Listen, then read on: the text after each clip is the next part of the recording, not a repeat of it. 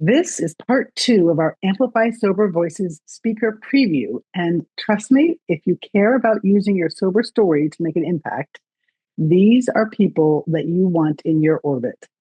We're talking about writers who've changed millions of lives, creators who built massive communities from scratch, youth advocates igniting a whole new generation, and podcasters turning quiet shame into public power. So settle in because today's conversation is going to fire you up for what's possible with your own voice. Welcome to the Sober Life Rocks podcast. You may have made the decision not to drink alcohol, or at the very least, not at work-related events. Whether you've never been a drinker, are in recovery, or made a health-related decision, we see you, and you are not alone. In today's world, networking, socializing, and celebrations often happen over drinks, and the struggle can be real. Through this podcast, we're changing that narrative. We're here to create a community where individuals like you, who choose not to drink or drink less, can find camaraderie, support, and practical advice. So I'm Margie Schaller, and this is the Sober Life Rocks podcast. And today with me again is Laura Nelson, my co-founder of Sober Life Rocks. Welcome. I'm excited to be back. This has been a fun conversation so far. Absolutely.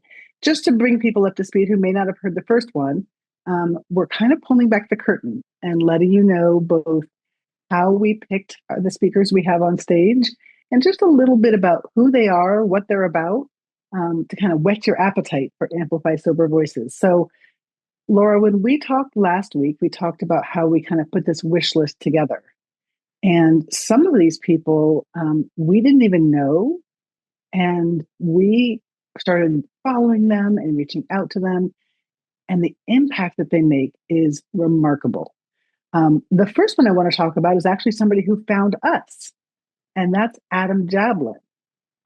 Adam is going to be one of our writing speakers. He wrote a best-selling book called Lotsaholic.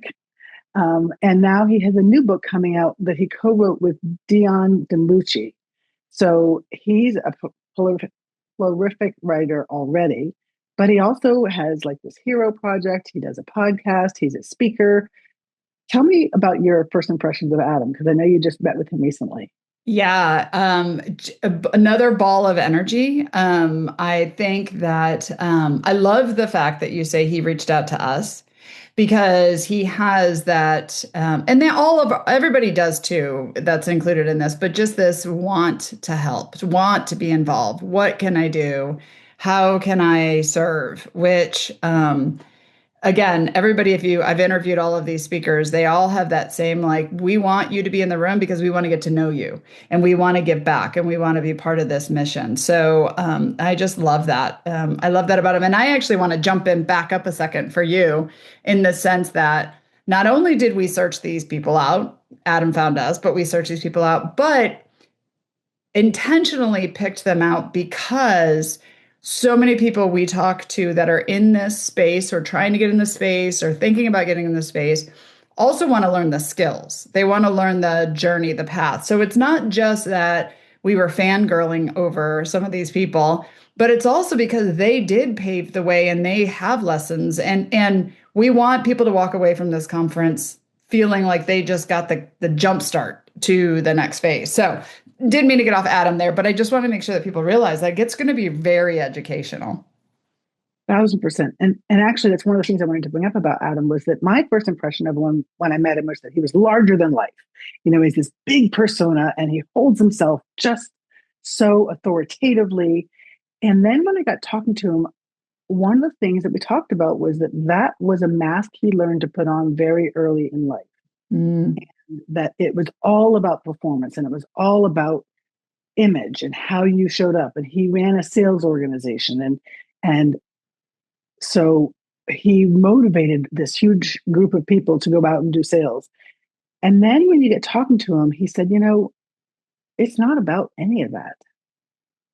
It's about being as authentic and real and open as you possibly can in all of these things that he does. The book was really taken from the journals that he had early in sobriety. And he believes very much in incorporating sort of his personal spiritual path into a lot of the things that he does. So it's just so cool to see somebody who you might look at from the outside as just being, unapproachable, and how he's transformed himself in his sober journey into this really, really approachable guy. I agree. And I think that even on the podcast, you talk to a lot of people and I hear it in their stories, like they found themselves in sobriety and then that's what they want to share. The work that's done after you're not drinking or using anymore, then that's really that part of his heart that he wants to share. So I'm super excited. I'm excited to hear what he's speaking on. What can you give us a little gist of what his topic is or what his, Yeah, actually, I should have had my notes out here. He's talking about writing, uh-huh. but one of the things he talked about, I remember in our prep meeting, was he said that your vulnerability is your strength, and really leaning into that idea that curating everything was not the point, because when we're at our lowest or when we're struggling, the last thing we want to do is hear some curated, perfect little version of something. It's through the mess Mm-hmm. and writing about that in an open and honest way that other people can look at and go, oh, yeah, that kind of feels similar to what I'm going through. Mm-hmm. That's where the real strength lies, because putting those lights into the dark places is what helps others, not showing up perfect. And everyone that we've talked about so far. So if you guys haven't, if you're listening to this, you didn't listen to the last one, go back and listen because we talked about half of our speakers in the last episode. But the thing through all of these is they wrote it for themselves first, the memoirs, their journals, their right when they were in the mess of it. I know when I started our TikTok channel, it was my day 1, my day 5, my day 10. And it grew to now I look back and I go, this is how you stay sober. And I'm all like, but at the moment when I was in it, I was just trying to get through day 2 or day 3. And so that's where I think people listening to this that maybe have written their stories out or their journals, but they're like, I don't know. I don't know if people need to hear it or publish it or whatever. All these people we're talking about did it in the place where they were authentically raw, right? Mm-hmm.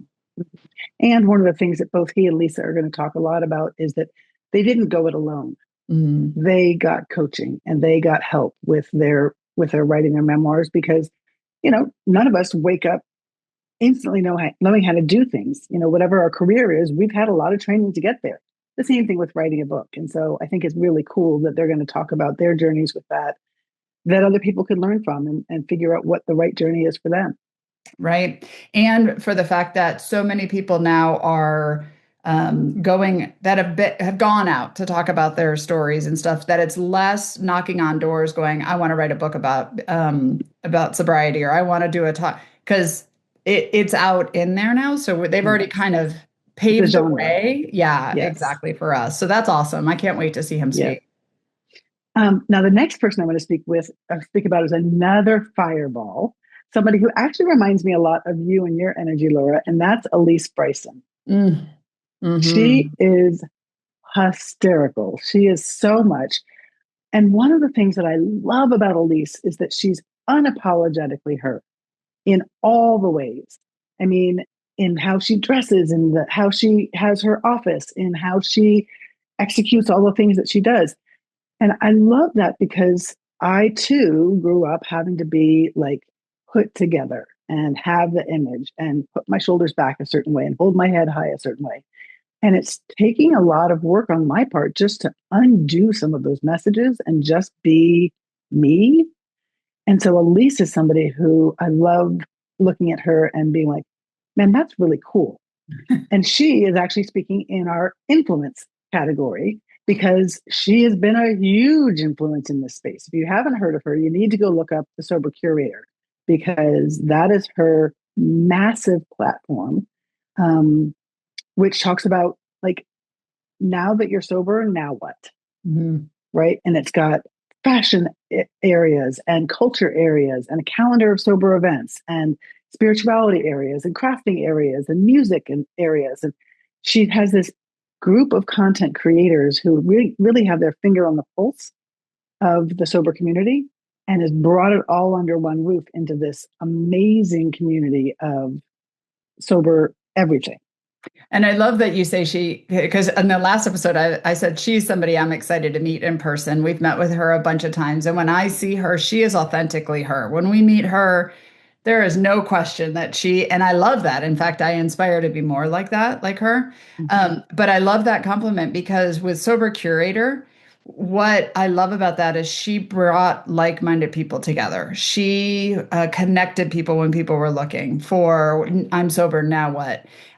She does things like, well, last time we talked to her, she was doing outings in her area for like, I think it was food tasting or whatever, and they were going to do a tour. She's just fun. She knows how to put events together, and she understands also that events don't need to focus around alcohol. Like, how can we help others? So I love that. And out of all of our speakers, I'm going to do a shout out because she has been the one pulling in everybody from all, parts of the world saying, you need to be at this event, you need to be at this event, you need to be at this event. So Mm-hmm. shout out to her for all of the support that she's given to us to get the right people in the room. 1,000%. Mm-hmm. And one of the things I think too about her, and this is why she's in our influencer category, is that she has this gift of making sobriety feel stylish and Mm-hmm. feel culturally relevant. And the tent is so big with her. There is Mm-hmm. nobody who's not welcome wherever they are in their journey. And so when I think about somebody who's an influencer, it's not that she's on social media a whole lot because that's not her jam. She's on it to, because we have to Do be, the things. Mm-hmm. but she truly is shaping this culture, Mm-hmm. which I love that the definition of influencer can be so broad and so wide. Yep. And I agree with that. And with all of our speakers, you've probably already caught this. Like they're mostly a writer, but they also have done a TED Talk or they have a podcast or they whatever. One of the things about Elise that I loved is I'm a speaker by trade, and she's spoken on stages about this. And so even though she's not in our speaker category, what she's doing is influencing the public, influencing her audiences, influencing companies to be sober inclusive. And so it all overlaps. Like she And she has has a podcast too. right, exactly. Like there's all the things. And it's funny, I don't know if we mentioned this last time. Every one of us loves to do one of these things better than the rest. We've done them all, we've tried them all, we know what we're good at, but they've all kind of done it all. So we're going to learn, especially in the conversations you and I have put into this schedule, time for people to discuss and muddle on the questions. So you're going to learn, people are going to learn so much from each other, and it may not be in the category they're speaking on. It might be in something else because Elisa's done a lot over her time. Mm-hmm. And one of the things that she specifically is going to talk about is the trending social media algorithms and what AI is going to do to change all of that, what Google search is going to do. So she's going to kind of really give us some cool information about where we should be putting our efforts moving forward, so that we don't get left behind.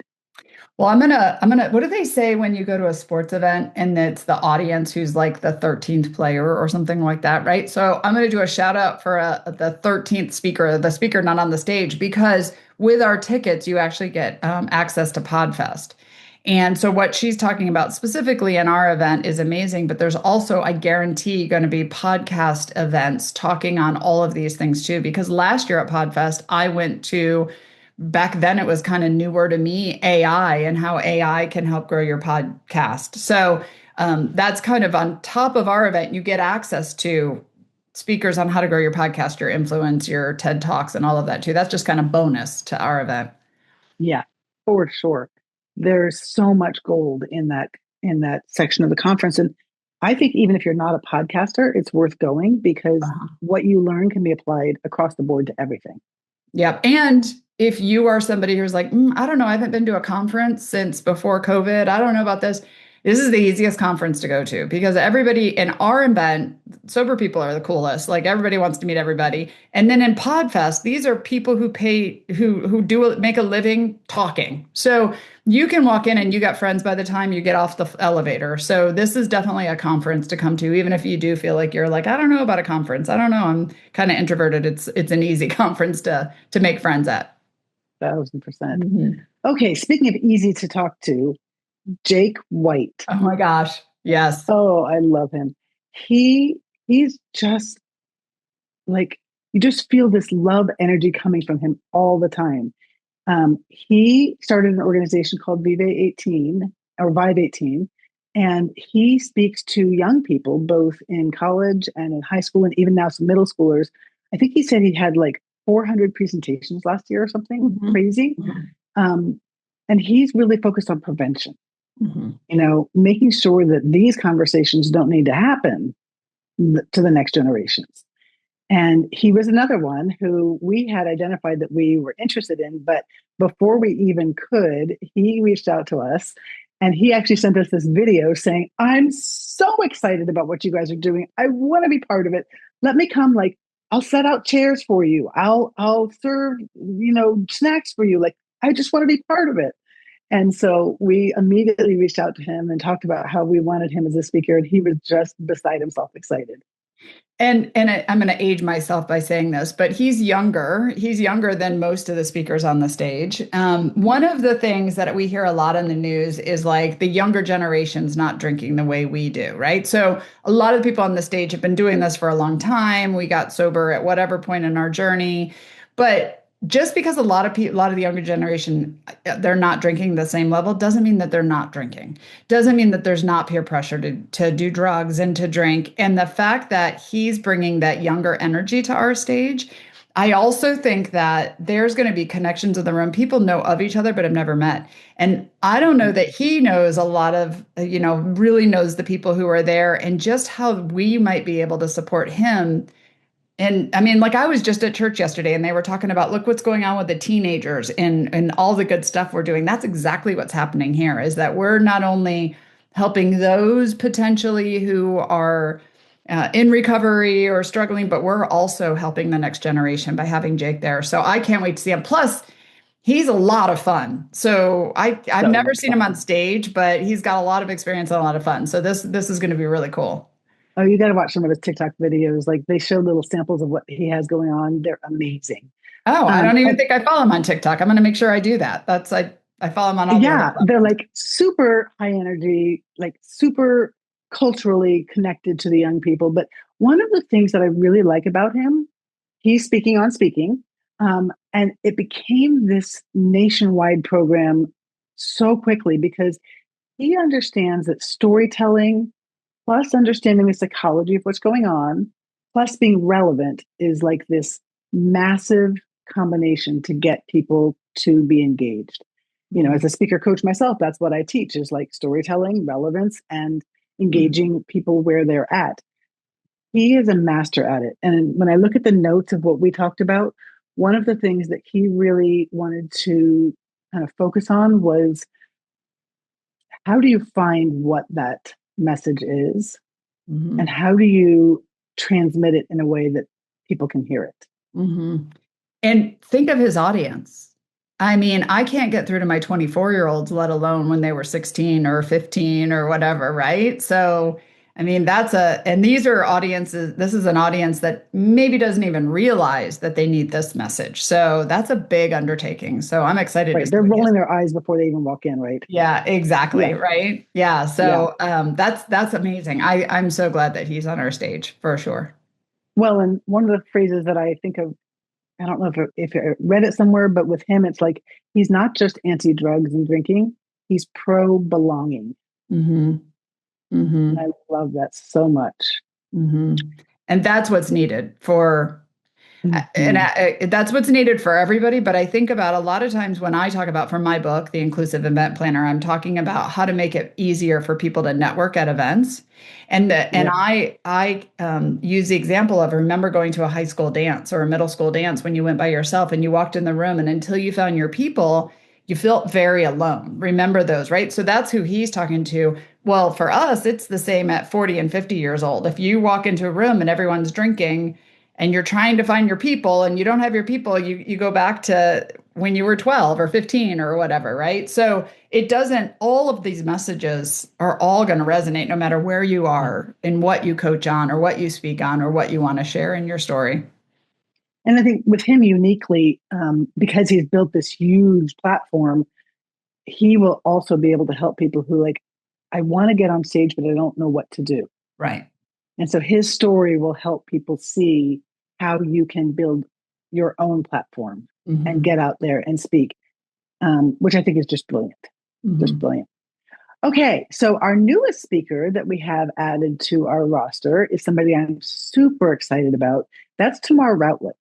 So she is a podcaster, but more than that, she's a podcaster coach and producer, which means people pay her to come and learn how to really put together not just a talking in front of a microphone podcast, but something that has impact. And so to have her be on our stage and talking about how she gives that information to people who she coaches, like what a gift. Yeah, well, she and I met to do her interview because we wanted to get stuff on social and we talked about that. And I said, what about the people who feel like there's already enough podcasts out there? There's already enough sober. I mean, like the sober guy, that was way before time, when he started his. But now there's a lot, even you started our podcast a year ago, right? A little over a year ago? Two. Two. Mm-hmm. Geez. See, I'm not even paying attention. Um, but how do you find your voice? Like in the midst of all of that, because your voice matters, your message matters, but you don't just turn on a microphone. You can, but you can speed it along by knowing a plan and what's your message and who do you want to resonate to. And I mean, Margie, when you started our podcast, you turned on the mic and was like, okay, I'm just going to start interviewing people. Imagine if you had to work with Tamar early on, Oh, what we it's could so have much learned. better. Yeah, I mean, we were like searching on the internet, how do we get on the different platforms and all of that. So she's going to be a big advocate or big asset to anybody who wants to, build or grow their podcast. And she's also going to lean into breaking stigma. Mm-hmm. She's going to talk about the fact that these aren't necessarily easy things to do and put out there into the world. And that we all have those things in our lives that we feel like people will judge us for. Mm-hmm. And if we're going to be a podcaster or a writer, speaker, any of these things, how do we come to a place where not only are we excited about doing it, but we feel safe doing it? Mm-hmm. And when we were talking, I mean, she, again, talking about Elise that we were talking about a while ago, like she got connected to Elise through Sober Curator, and that's where her journey started. And she's really become the true version of her since she not only found sobriety, but also started this journey of podcasting and helping other podcasters. So that's just, and it's not been that long. I don't know when she said she started, but it's not been like 20 years like some of our earlier ones. Like Right. she's kind of newer at this too and just taking off like crazy. So talk about speeding up the process by jumping in the right way and Mm-hmm. getting connected to the right people. And she actually has gone and done the work. She's like gone to classes and learned about all the current stuff. And in becoming a podcast coach, she really felt like she needed to have that base knowledge. Mhm. So although it is newer in her journey, I feel like she's so Well current, trained. Hmm. so Yeah. well trained, and has Hmm. so much to offer. So I'm Hmm. so excited that we have her coming. And then there is our special guest, Annie Grace. And for those of you who don't know, Annie Grace is a global phenomenon. She's the author of This Naked Mind, which is honestly one of the most influential sobriety books ever written. Um, she's the founder of an entire movement built Hmm. on, compassion and neuroscience and choice, which is a very different message than when I got sober, what was out there. So I'm beside myself happy that we're going to have this special guest. Yeah, and I'm going to do a special shout out to her because I literally the day after I stopped drinking, I picked up This Naked Mind. I was on social media. I was like, what do I need to do? What do I? And that book came out. There was other books too, but that was the first book I read. And it was the beginning of my sober journey. And she has this way where she changes the message from I have to stop drinking to I choose not to drink. And neuroscience, like you're talking about, she's got a whole coaching program now, and she's got thousands, hundreds or thousands of certified coaches around the world, Including um, you. including me. But the very interesting thing I'm excited about Annie and her message is that she wrote her book, much like other ones. She put it on the internet, just on a website, and was like, I don't know, if someone wants to read it, they will, and woke up to thousands of people and was like, wait a minute, what is this? Right. But then has been questioned over the years as to, okay, why does this work? What's the science behind it? Like, and so she's gone out and done the work to show the science, to prove why what This Naked Mind offers works. But now she's writing or wrote her second book. And the interesting thing about that is the first book was the memoirs, her journey, her story, she wasn't having to prove it to anybody. There wasn't anything. But now she's going to come at us with this at this event, more of like, okay, I did the first book. Now I've had to do the second book. And the second book was, it's kind of like a band, their first album is a solid gold. And then they're like, okay, do another one. And the pressure of having to write that second book. I mean, we know that most sequels of movies are terrible, right? So she's literally just finished and then going through with her editor, editing it and being able to compare. She's going to bring some tips to us of like how that impacted her ability to write the book and how we might be able to learn from that. So I'm super excited that I remember the day I met her, I was so excited to meet her. So the fact that she's coming to one of my events or our first conference is just, I'm so excited that she's part of it. Yeah. And so she is going to be speaking in the writing category. Mm-hmm. And I just think that we have Adam and we have Lisa Smith both doing talks about their own personal memoirs. And now Annie talking about really this whole different level Mm-hmm. for those who want to take it to the next level and what that's all about. So yeah, I think it's amazing. Yeah. It's Yeah. amazing. I want to do a little shout out because I don't know if this is on your list, but just decided like 4 days ago, there's another speaker that's on stage. And this speaker I'm very excited about because she got sober in a time where sobriety was very anonymous. She didn't tell a lot of people in her ecosystem. She now has a podcast. She has spoken on this on stages.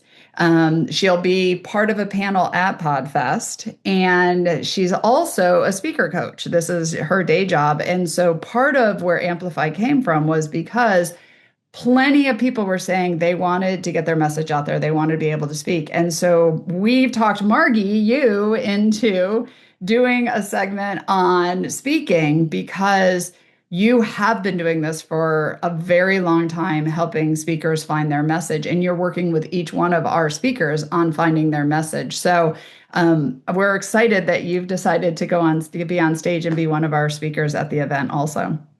Well, thank you. Yeah, I really think that if I can help shorten somebody's learning curve in how to find that message and how to have clarity and confidence and know that what they have to offer somebody else needs and somebody else is longing for. And so, yes, thank you very much for that. Simultaneously, we have somebody else joining us on stage who I have looked at with awe. I have looked at as she has built this social media empire with TikTok and Instagram. And I remember seeing her over the past, I don't know, 10, 15 years, just go from I have this idea to now everywhere, who is constantly voted most influential within her industry. And that is our friend, Laura Nelson. And she's going to be joining us in the influencer category. So tell me a little bit about what you envision that you're going to bring to this. Yeah, so for me, I think that there's a lot of people. This is across the board. If you want to have an influence in people, if you want to write, if you want to speak, if you want to have a social media, you have to know who your person is.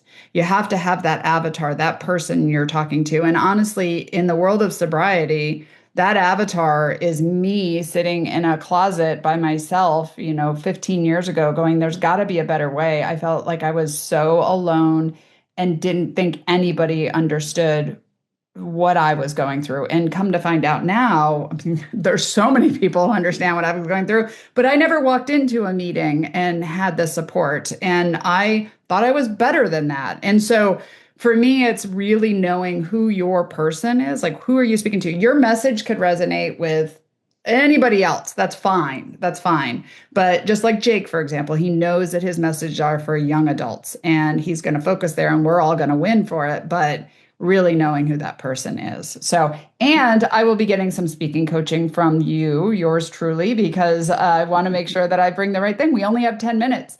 The one thing Yep. about this is each one of our speakers, it's TED Talk style. It's not going to be a 1 hour long dissertation. It is the best of the best in 10-minute segments. So I'll be making sure because I could go on for an hour. Well, and you put your money where your mouth is because when we first started working on Amplify, you said to me, we need to stop and really identify our avatar. Mm-hmm. And so we spent time doing that and really understanding who we were attracting, who this was for, who it was open to, but not a target. Yep. And that really helped us get that clarity about all of our messaging. And so, absolutely, Yep. I think the one last little shout out I want to do is every sober person, like group, speaker, influencer, whatever that we have found or talked to, has a counterpart. Has somebody else there that, Sober in the City is another event that we love. And there's the two there, and there's Sober Hive, and they've got two there. And then there's Tamar helps Elise, and everybody's got, and we always say, you're my yin to yang or yang to yin or something like that. So I have the vision, our hope that Amplify is at least an annual event, much like Podfest started with just, I don't know, a couple hundred maybe in the beginning, and now it's thousands every year. I'm hoping that Amplify becomes this annual time for those in our sober passion world, has a chance to fill up our cups. And then you're the one that makes this happen. So we figured out our avatar, we figured out our speakers, you're getting all of the little nitty-gritty details done. And we hope everybody listening to this, whether you need to be inspired, when you want to grow, you just want to be in the room with these same people, you just want energy, join us, because we're hoping that at the end of this, you don't have FOMO sitting at home going, oh, I wish I would have been there with all those cool people, because we have the coolest people in this room on January 15th. absolutely. And, I keep thinking as I think about that moment when the doors open and we kick off and the speakers start their speaking and then we get into the masterminding, I keep thinking for the people who are going to be there, what stories are they sitting on? Mm-hmm. What dreams or ideas or collaborations are waiting quietly for them? And when they show up, they say, okay, I'm ready. Mm-hmm. Because here's the truth. Like nothing changes until you put yourself in the room where change happens. And that's what Amplify Sober Voices is going to be. It's the room where people like you, people with heart and fire and a message, they come together and they walk out with something that they didn't even know that they needed. That could be clarity or courage or a connection that they make. I was going to And say that was my point in that. There yeah, might be your partner in that room, that person that yeah. you need to make this come to light. Mm-hmm. And if nothing else, it's going to be an energy that you can't unfeel. So if you're listening to this and something inside of you is whispering, saying, maybe I'm supposed to be there, don't ignore that. We're 2 weeks out and it's not too late, but it will be soon. So I feel like we've spent this time wanting you to have an inside view, to get to know our speakers. In fact, almost all of our speakers have had podcasts with us. So if you want to go back and listen to more about their stories, you can go back to the Sober Life Rocks podcast, and each one of them has a podcast there. But there's nothing like having them be part of your tribe. Mm-hmm. Mm-hmm. And tribe to me is the wind beneath my wings when I'm too tired to do it on my own. So how do we get tickets? Yep, you need to go to Amplify Sober Voices. And again, we will welcome you up till the day before. If you are sitting on it until January 14th, the only thing I can say is you got to get your behind to Orlando. So it's not hard to get to. It's right by Disney. You can make a little trip out of it, bring your family, whatever you got to do. But if you are having that, maybe I should go. Margie and I can't wait to meet you and to introduce you to our new cool group of friends. So we hope you make the decision to join us. Absolutely. Laura, thanks for being here with me. And thank you all for being part of this movement. Your voice does matter more than you realize. So let's amplify it.